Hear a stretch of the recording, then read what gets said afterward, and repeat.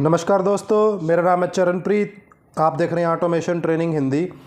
दोस्तों, आज इस वीडियो के अंदर हम बात करेंगे पीएलसी के अंदर जो एनालॉग प्रोग्रामिंग होती है उसके बारे में, कि अगर किसी पीएलसी में मेरे को एनालॉग प्रोग्रामिंग करनी है तो मेरे को क्या काम करना पड़ेगा, किस चीज़ की मेरे को ज़रूरत पड़ेगी, मेरे को पहले क्या चीज़ चेक करनी है कि जिससे कि मैं अपनी एनालॉग प्रोग्रामिंग कर पाऊँ। देखो, प्रोग्रामिंग करना सेकंड पार्ट है। फर्स्ट पार्ट होता है हार्डवेयर का, कि आप जो प्रोग्रामिंग करना चाह रहे हो, जो कंट्रोलिंग आप करना चाह रहे हो एनालॉग के अंदर, उसके लिए आपके पास सफिशेंट हार्डवेयर है भी है या नहीं है।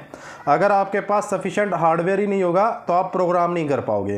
तो ये एक वीडियो की सीरीज़ रहेगी पूरी। इसमें पहले मैं हार्डवेयर के बारे में बताऊंगा कि एनालॉग प्रोग्रामिंग करने के लिए कौन से हार्डवेयर की ज़रूरत पड़ती है पीएलसी में। फिर हम प्रोग्राम साइड जाएंगे, मैं आपको प्रोग्राम के बारे में बताऊँगा। तो बेसिकली दो पीएलसी को कवर करके चलेंगे, सीमेंस को और मित्सुबिशी को।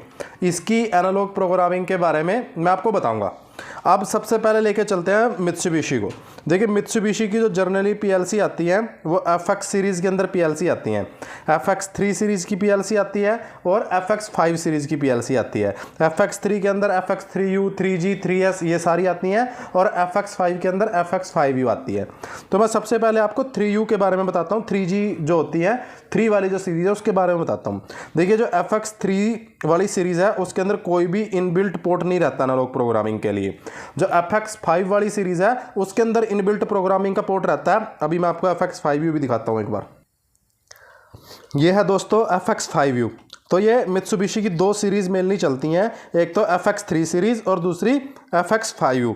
अब ये जो FX3 के अंदर अगर आपको एनालॉग प्रोग्रामिंग करनी है तो इसके अंदर कोई भी आपको इनबिल्ट एनालॉग पोर्ट नहीं मिलेगा। आप देखो, सारे आपको डिजिटल X से इनपुट दिखाई दे रहे हैं और डिजिटल सारे Y से आउटपुट दिखाई दे रहे हैं। तो सबसे पहले 3 वाली सीरीज़ की बात करते हैं।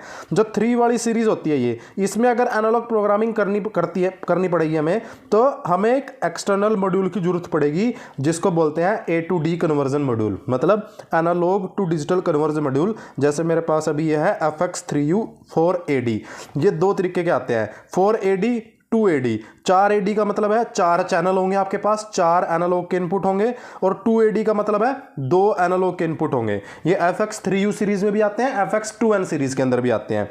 ये सारी जो भी डिटेल है इसकी यहाँ पे साइड में दे के रखती है। यहाँ पे देखिए, अभी ये जो मॉड्यूल है FX3U मॉड्यूल है 4AD का मतलब 4 एनालॉग टू डिजिटल इसके अंदर पोर्ट है। मतलब आप एनालॉग सिग्नल को इस पे जोड़ सकते हो और उसका फिर आगे डिजिटल में जोड़ के अपनी फर्दर प्रोग्रामिंग कर सकते हो। अब एनालॉग सिग्नल थोड़े से बता देता हूँ ब्रीफली क्या होते हैं। एनालॉग सिग्नल होते हैं जो 0 से 10 वोल्ट, 0 से 5 वोल्ट, ठीक है, और करंट की फॉर्म में 4 to 20 मिली एम्पियर और 0 to 20 मिली एम्पियर हमें सिग्नल मिलते हैं।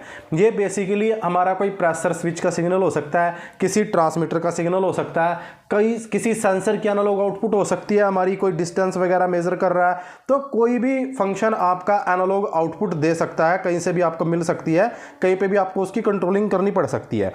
तो यहाँ पे ये देखिए, इसके अंदर पावर सप्लाई 24 वोल्ट DC है और जो इनपुट है इसके अंदर वो -10 से +10 वोल्ट DC और -20 से +20 मिली एम्पियर। मतलब कि ये वोल्टेज और करंट दोनों को सपोर्ट करता है। कई बार क्या होता है, बंदे जब नए नए सीख रहे होते हैं तो वो बोल देते हैं कि एनालॉग के लिए मॉड्यूल दे दो। अब वो मॉड्यूल ले लेते हैं, उसके अंदर पता चला सिर्फ वोल्टेज का ऑप्शन होता है और उनको जो सिग्नल मिल रहा होता है वो किसकी फॉर्म में मिल रहा होता है, करंट की फॉर्म में मिल रहा होता है। तो वो काम नहीं करेगा। अगर आपका सिग्नल वोल्टेज की फॉर्म में है तो वोल्टेज सपोर्टेड मॉड्यूल चाहिए, करंट की फॉर्म में है तो करंट सपोर्टेड मॉड्यूल चाहिए। अब ये जो मॉड्यूल है देखिए, यूनिवर्सल है, इसमें वोल्टेज और करंट दोनों जोड़ सकते हो, तो कोई दिक्कत वाली बात नहीं है आपको। तो आपको सबसे पहले आइडेंटिफाई कर लेना अपने सिग्नल का टाइप, कि जो आउटपुट आपको सेंसर से मिलेगी वो किसकी फॉर्म में मिल रही है, वोल्टेज की फॉर्म में मिल रही है, करंट की फॉर्म में मिल रही है। उसके बाद कितने आपके इनपुट रहने वाले हैं एनालॉग के, 2 रहने वाले हैं, 3 रहने वाले हैं, 4 रहने वाले हैं। उसी के अकॉर्डिंग आपको फिर इसके चैनल सेलेक्ट करने हैं। चैनल क्या क्या मतलब है, ये इसमें इस तरह से इसका कवर ओपन हो जाता है। चैनल का मतलब है कि कितने कनेक्ट कर सकते हो। अब ये 4AD है तो यहाँ पे देखिए, एक तो ये कनेक्ट कर रखा है, एक ये +V वाला, दूसरा देखोगे V2 और तीसरा नीचे V3 ये रहा और चौथा V4 ये रहा। तो इसके अंदर आप 4 एनालॉग इनपुट कनेक्ट कर सकते हो, 1 2 3 4, ठीक है। तो इस तरीके से आपकी 4 एनालॉग इनपुट की प्रोग्रामिंग इसके अंदर हो सकती है। 4 पोर्ट आपके कॉन्फ़िगर हो सकते हैं और आप इसके अंदर वोल्टेज और करंट दोनों ही चीज़ों को इस्तेमाल कर सकते हो, ठीक है जी। तो ये तो था इसका एक मॉड्यूल। अब इसको पीएलसी पे कैसे कनेक्ट करेंगे, तो पीएलसी में इस मॉड्यूल को कनेक्ट करने का ऑप्शन रहता है यहाँ पे देखिए ये जो स्लॉट है इसको आपको खोलना पड़ेगा। ये यहाँ से ईजिली खुल गया। अब ये जो एक्सटेंशन वाली वायर है, ये यहाँ पे इसके अंदर कनेक्ट होगी। यहाँ पे आपको अंदर ये नीचे स्लॉट दिखाई दे रहा होगा, ठीक है, ये थोड़ा सा आपको दिखाई दे रहा होगा, तो वहाँ पे जाके ये कनेक्ट होगा। यहाँ पे इसको बल्कि बिल्कुल हल्के हाथ से ऐसे डाल के और आपको कनेक्ट कर देना। ये कनेक्ट हो गया, तो अब ये नहीं निकलेगा। अब जैसे ही ये कनेक्ट हो जाएगा, ये आपका मॉड्यूल इस पीएलसी के साथ कनेक्ट हो गया। इस पीएलसी के साथ कनेक्ट होने के बाद इसके अंदर आपको पावर सप्लाई भी देनी है। मैं दिखा देता हूँ, मैं ये वायर ओपन कर देता हूँ। इसके अंदर इसकी मेन इनपुट भी इसको देनी है। इसके ऊपर लिखा हुआ था ना इनपुट, ये जो इनपुट लिखा हुआ था, देखिए इनपुट लिखा हुआ है, सप्लाई लिखा हुआ है 24 वोल्ट डीसी पावर की, तो इसकी पावर भी आपको देनी है। मैं ये वायर ओपन कर देता हूँ, ठीक है। अभी आपको ये नीचे की तरफ इसकी पावर सप्लाई दिखाई देगी।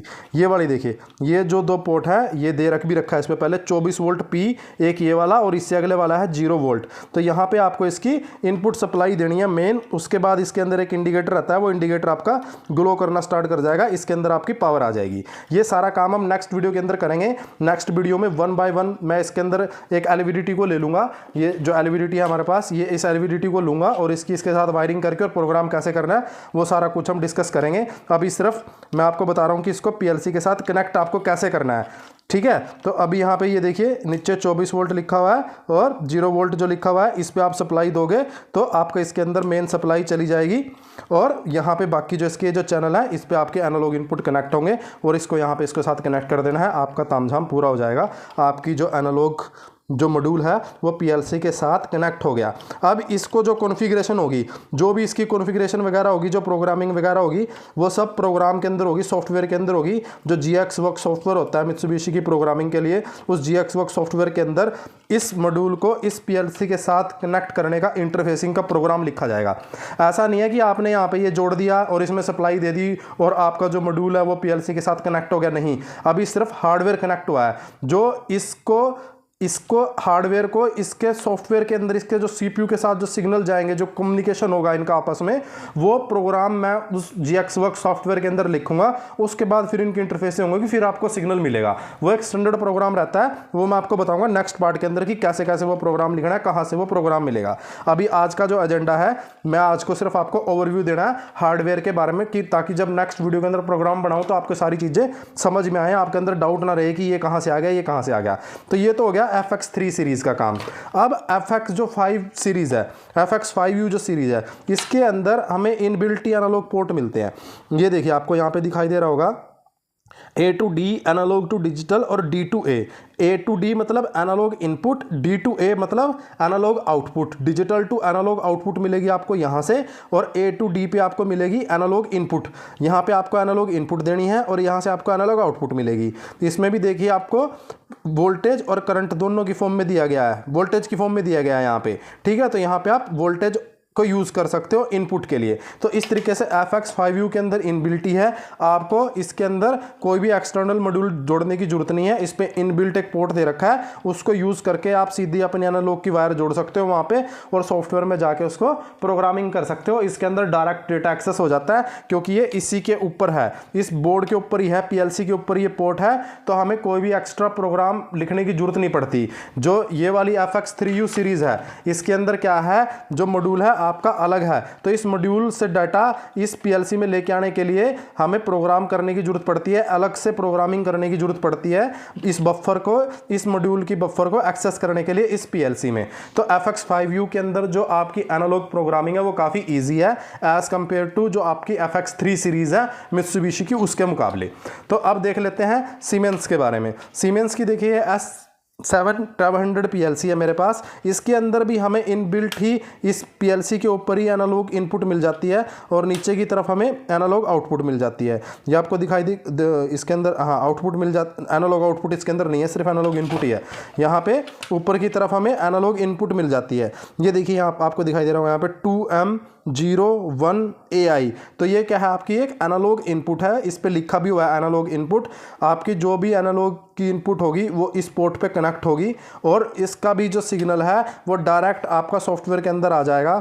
जो TIA पोर्टल इसकी प्रोग्रामिंग का सॉफ्टवेयर रहता है, उसके अंदर वो वोल्टेज का सिग्नल हमें एक डेटा रजिस्टर के अंदर, एक मेमोरी के अंदर मिलेगा, DB के अंदर मिलेगा, और उसको यूज़ करके हम फर्दर आगे उसकी प्रोग्रामिंग करेंगे।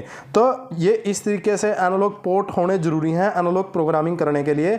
अगर आपके पास PLC है उस पर ये एनालॉग पोर्ट ही नहीं है, ये एनालॉग इनपुट का पोर्ट ही नहीं है, तो आप एनालॉग इनपुट नहीं जोड़ पाओगे। और एनालॉग इनपुट के पोर्ट के कॉन्फ़िगरेशन को भी चेक कर लेना है कि वो वोल्टेज को सपोर्ट करता है, करंट को सपोर्ट करता है, दोनों को सपोर्ट करता है, तो कोई दिक्कत वाली बात नहीं है। फिर आपको अपने सेंसर को देखना है कि आपका सेंसर किस फॉर्म में आउटपुट दे रहा है, वोल्टेज की फॉर्म में आउटपुट दे रहा है, करंट की फॉर्म में आउटपुट दे रहा है। जिस भी फॉर्म में आउटपुट दे रहा है उसी को आपको कॉन्फ़िगर करना है, क्योंकि करंट के लिए अलग पोर्ट रहता है और वोल्टेज के लिए अलग पोर्ट रहता है। अभी आपको मैं यहाँ पे दिखाऊं तो यहाँ पे देखिए, आपको दिखाई दे रहा होगा, ये यहाँ पे आपको दिखाई दे रहा होगा, मैं इसको थोड़ा सा सेट करता हूँ, +I V plus I plus V minus VI minus. तो करंट जब आप यूज़ करोगे तो ये I प्लस वाला यूज़ करोगे, और वोल्टेज जब यूज़ करोगे तो आप ये V वाला यूज़ करोगे पोर्ट। तो वोल्टेज और करंट के लिए अलग अलग पोर्ट रहते हैं। आपको वो चीज़ पहले हार्डवेयर में चेक कर लेनी है कि आपका कॉमन है या अलग अलग है। वो डिटेल कैसे क्या है वो नेक्स्ट पार्ट जब हम स्टार्ट करेंगे डेडिकेटेड वीडियो का, उसके अंदर मैं आपको बताऊंगा। सबसे पहले हम FX3 को लेकर चलेंगे, तो इसकी वायरिंग और इसके अंदर जो इसकी बफर को इस प्रोग्राम के अंदर एक्सेस करना है उसका प्रोग्राम, वो सारी चीज़ें हम नेक्स्ट पार्ट में डिस्कस करेंगे। फिर उससे अगले पार्ट के अंदर FX5 को U का डिस्कस करेंगे, और लास्ट पार्ट के अंदर हम सीमेंस की एनालॉग प्रोग्रामिंग का डिस्कस करेंगे। तो ये ओवरव्यू था, आज मैंने आपको समझाया कि एनालॉग प्रोग्रामिंग करने के लिए आपके पास पहले एनालॉग इनपुट होना ज़रूरी है, हार्डवेयर आपके पास एनालॉग सपोर्टेड होना ज़रूरी है, और फिर उसके बाद आपको उसकी इंटरफेसिंग करके उसको प्रोग्राम बनाना है। वीडियो अच्छा लगा हो तो चैनल को सब्सक्राइब कीजिए और वीडियो को लाइक कीजिए। Thank you.